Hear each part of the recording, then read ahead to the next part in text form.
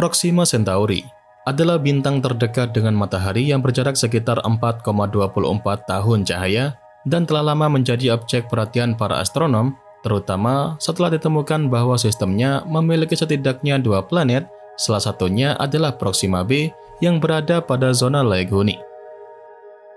Namun, yang lebih mengejutkan adalah ketika teleskop radio Parkes di Australia menangkap sinyal misterius pada tahun 2019 yang berasal dari arah bintang ini.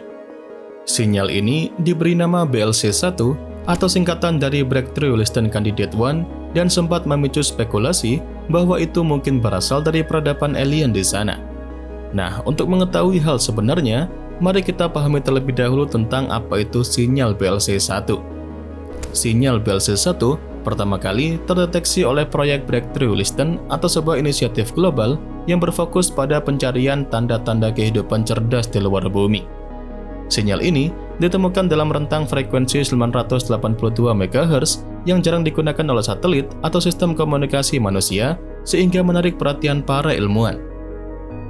Karakteristiknya tampak unik karena memiliki pola yang berbeda dari sinyal gangguan biasanya. Selain itu, sinyal ini berlangsung selama beberapa jam, dan ini merupakan sesuatu yang jarang terjadi dalam deteksi radio antariksa sehingga semakin menambah misteri di balik asal-usulnya. Kemudian salah satu aspek paling menarik dari BLC-1 adalah adanya pergeseran frekuensi atau drift frekuensi yang mengindikasikan bahwa sumbernya kemungkinan besar bergerak. Namun, setelah dilakukan analisis lebih lanjut, para ilmuwan menyimpulkan bahwa sinyal ini kemungkinan besar adalah interferensi dari teknologi manusia, bukan berasal dari peradaban alien. Meskipun demikian, penemuan BLC-1 tetap memiliki nilai penting karena menunjukkan metode baru dalam pencarian kehidupan luar angkasa dan membantu menyempurnakan teknik deteksi di masa mendatang. Namun, di luar fakta jika sinyal tersebut bukan berasal dari alien, sinyal BLC-1 bukan pertama kalinya manusia mendeteksi sinyal misterius dari luar angkasa.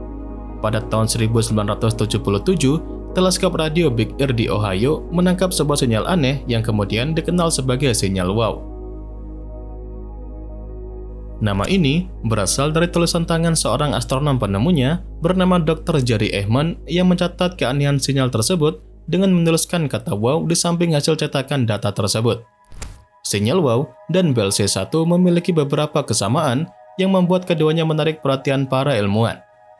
Salah satu kemiripan utama antara keduanya adalah sifatnya yang sangat sempit dan unik, berbeda dari sinyal yang dihasilkan oleh fenomena alam yang sudah dikenal sebelumnya. Biasanya, sinyal alami dari luar angkasa memiliki spektrum yang lebih lebar dan tidak menunjukkan pola spesifik, sedangkan kedua sinyal ini tampak seperti transmisi buatan yang hanya muncul dalam rentang frekuensi tertentu. Hal ini menimbulkan spekulasi bahwa sumbernya bisa saja berasal dari peradaban cerdas. Selain itu, baik sinyal wow maupun BLC-1 hanya terdeteksi satu kali dan tidak pernah muncul lagi meskipun telah dilakukan pencarian lanjutan menggunakan teleskop yang lebih canggih. Para astronom telah mencoba mencari ulang sinyal wow selama bertahun-tahun di berbagai kesempatan, tetapi hasilnya nihil. Hal yang sama terjadi pada BLC-1 karena sinyal tersebut tidak lagi muncul dalam pemantauan berikutnya. Kejadian ini semakin memperkuat misteri mengenai sumber kedua sinyal tersebut karena sinyal buatan manusia ataupun sinyal dari objek astronomi biasanya dapat diamati kembali jika sumbernya tetap ada. Namun meskipun memiliki kesamaan, kedua sinyal ini juga memiliki perbedaan yang cukup signifikan. Sinyal wow terdeteksi pada frekuensi 1420 MHz yang dikenal sebagai hydrogen line. Frekuensi ini sangat penting dalam astronomi karena merupakan panjang gelombang alami yang dipancarkan oleh atom hidrogen atau unsur paling melimpah di alam semesta. Banyak ilmuwan, khususnya dari SETI atau Search for Extraterrestrial Intelligence, menduga bahwa jika ada peradaban cerdas yang ingin berkomunikasi melalui sinyal radio, mereka mungkin akan menggunakan frekuensi ini karena bersifat universal dan dapat dikenali oleh peradaban lainnya. Di sisi lainnya, sinyal BLC-1 ditemukan pada 982 MHz atau frekuensi yang tidak memiliki signifikansi astrofisika tertentu. Selain itu, sinyal BLC-1 juga menunjukkan adanya pergeseran frekuensi yang mengindikasikan bahwa sumbernya mungkin sedang bergerak. Biasanya, jika sinyal berasal dari sebuah eksoplanet atau objek langit tertentu, pergeseran frekuensinya dapat diprediksi sesuai dengan pergerakan orbitnya. Namun, analisa lebih lanjut menunjukkan bahwa drift frekuensi dari BLC-1 tidak cocok dengan pergerakan planet di sistem Proxima Centauri, sehingga kemungkinan besar sinyal ini bukan berasal dari sana. Seperti yang saya jelaskan tadi, kemungkinan besar sinyal BLC-1 hanyalah interferensi dari teknologi manusia. Namun untuk sinyal WOW sampai saat ini masih belum ada jawaban pasti tentangnya. Tapi baik sinyal WOW ataupun BLC-1 telah menjadi bagian dari sejarah SETI dan terus menginspirasi penelitian di bidang tersebut. Keberadaan sinyal-sinyal seperti ini mendorong para astronom untuk mengembangkan metode baru dalam mendeteksi, memverifikasi, dan memahami sinyal potensial yang kemungkinan bisa saja memang berasal dari peradaban luar angkasa.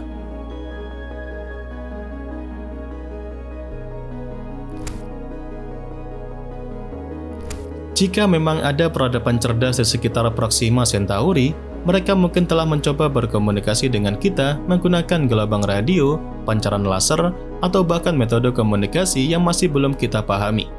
Namun ada beberapa tantangan besar dalam komunikasi antar bintang yang perlu dipertimbangkan. Salah satunya atau menjadi tantangan utama adalah jarak yang sangat jauh. Proxima Centauri berjarak sekitar 4,24 tahun cahaya dari bumi, yang berarti jika mereka mengirim pesan ke kita menggunakan gelombang radio, sinyalnya akan memerlukan lebih dari 4 tahun untuk sampai ke sini. Kemudian jika kita membalasnya, mereka baru akan menerima respon setelah lebih dari 8 tahun sejak pesan pertama dikirim. Selain itu, seperti yang sudah pernah saya jelaskan sebelumnya, kondisi lingkungan di sekitar Proxima Centauri juga bisa menjadi hambatan besar bagi perkembangan dan keberlangsungan hidup peradaban cerdas di sana. Sebagai bintang KT merah, Proxima Centauri sering mengalami flare atau lontaran radiasi energi tinggi yang dapat membahayakan berbagai planet di sekitarnya. Jika ada kehidupan di sana, mereka harus memiliki perlindungan yang ekstrim dari radiasi ini atau tinggal di bawah permukaan planet mereka untuk bertahan hidup. Tantangan lainnya adalah metode komunikasi yang digunakan. Jika ada sebuah peradaban di Proxima Centauri memilih cara berkomunikasi yang berbeda dari yang kita pahami saat ini, misalnya dengan teknologi kuantum atau pancaran neutrino, maka kita mungkin tidak akan pernah menyadari bahwa mereka sedang mencoba menghubungi kita. Dan tentu, hal ini akan membuat pencarian sinyal dari luar angkasa menjadi lebih kompleks dan juga menantang. Pada intinya, sinyal seperti BLC-1 dari Proxima Centauri dan sinyal WOW dari tahun 1977 adalah dua contoh fenomena luar angkasa yang memicu rasa ingin tahu manusia tentang kemungkinan adanya peradaban lain di alam semesta ini.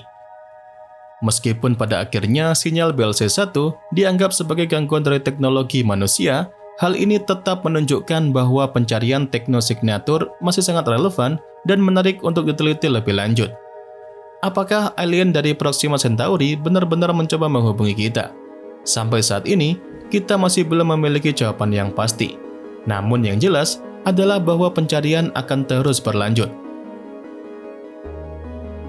Dengan perkembangan teknologi yang semakin maju, mungkin suatu hari nanti kita benar-benar akan menemukan bukti bahwa kita tidak sendirian di alam semesta.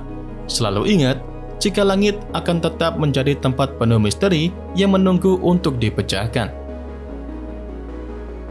Dan ya, itu saja yang bisa saya sampaikan pada kesempatan kali ini. Seperti biasa, semoga dapat memberikan pengetahuan baru seputar dunia astronomi sekaligus hiburan untuk kalian semua. Jangan lupa, kedepannya masih akan ada banyak lagi pengetahuan menarik seputar dunia astronomi yang akan saya sampaikan. Dan tentunya bakal sayang banget untuk kalian lewatkan. So, tetap stay tune terus ya bersama kami, Nasi Angkasa, Media Astronomi Indonesia.